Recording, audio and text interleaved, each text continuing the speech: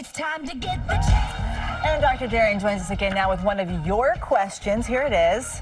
How much vitamin D do I really need, and when should I use a supplement? That's from Carrie P. Good question. Such a great question. Vitamin D is so important now that we're moving into the darker months as we begin to roll our clocks back and we start to sit more in the dark. Vitamin D becomes ever important, not just good for our bone health, but there's also been research that shows it helps with our immune system, decreasing risk of cancer, so on and so forth. So how much vitamin D do you need? If you're under the age of 70, you want to look for at least 600 IUs or international units of vitamin D. If you're over the age of 70, you need a little bit more. So that's when you want to get at least 800 units a day. And so you can find that easily on the prescription bottle. And yes, I'm a strong pro advocate of taking that vitamin D, especially again as we step into the winter months. And blacks are more vitamin D deficient. Why? Yes, one of the reasons is because the melanin in our skin, it protects us from the sun, but it also stops that process of vitamin D development. And so many black Americans are under the recommended norm of vitamin D. Something as high as 75% are under the average. Wow. And so it's really, really important. I think for me as a kid, I never knew about it until I became an adult, the disparities in vitamin D, but now that I understand, I take it every day. All right, your prescription for wellness.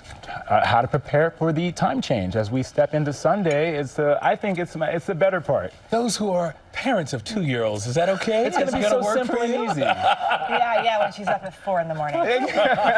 So on Sunday, we are going to fall back. And so how do we get ready for it? There's a couple of things. Number one, you can start today. You're going to stay up a little bit later today, 15 to 30 minutes. You want to shift it today, 15 to 30 minutes more tomorrow. So if you go to bed at 9:30 tonight, 10 p.m. tomorrow, you want to stick to regular meal times and your other routines. Routines are really, really important. I know that's so easy when you have a 2-year-old running around.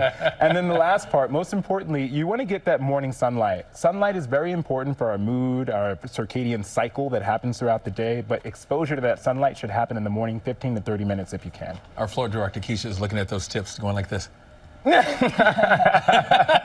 It's probably it can be really, really difficult. And, a lot of the health effects, unfortunately, of changing the clock, unfortunately are negative. So this is the weekend where you want to decrease your alcohol use and get to bed. But you would think that it would be better because you're gaining an hour, right? Yes, but you're still disrupting your normal cycle and your routine, rhythm, which can negatively affect your mood, lead to increased risk of depression, anxiety, all those good My things. mood is already affected. That's enough, doctor. I'm sorry, but I just need to make sure that we're you. staying We as healthy as we appreciate can it. be.